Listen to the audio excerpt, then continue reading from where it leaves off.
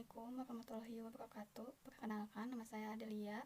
Saya dari Prodi Teknologi Hasil Pertanian dari Fakultas Pertanian dari Universitas Insan Cendekia Mandiri. Sudah hampir 1 tahun berlalu, namun pandemi COVID-19 tak kunjung selesai. Pemberlakuan lockdown atau pembatasan sosial sejak awal pandemi mengganggu berbagai aspek, termasuk pekerjaan yang juga berdampak pada perekonomian suatu negara.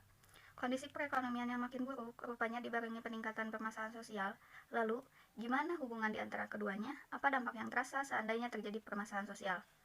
Mewabahnya COVID-19 dan berlakunya kebijakan pembatasan sosial mengakibatkan adanya perubahan dalam kebiasaan hidup masyarakat.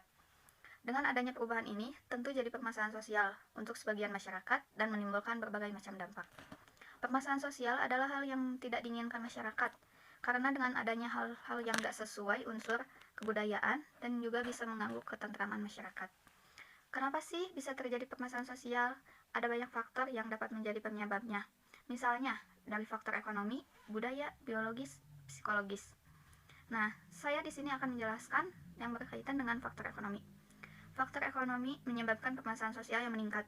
Suatu pandemi diantaranya, kasus kriminal, pengangguran, serta terjadinya kesenjangan sosial. Pengangguran yang terus naik dapat menimbulkan kekhawatiran masyarakat tentang status sosial yang mereka punya. Penurunan pendapatan, bahkan hilangnya selama pandemi menyebabkan pergeseran keras sosial kelompok tertentu dan menimbulkan naiknya persaingan dalam mempertahankan status sosialnya. Tertekannya status sosial dan lemahnya mental seseorang memicu tertekannya psikologis seseorang. Tekanan yang muncul itu bisa membuat seseorang menempuh jalur yang melanggar hukum demi untuk memenuhi kebutuhan hidupnya.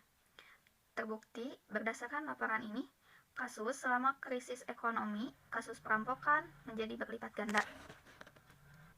Kasus pembunuhan dan perampasan kendaraan bermotor juga lebih meningkat.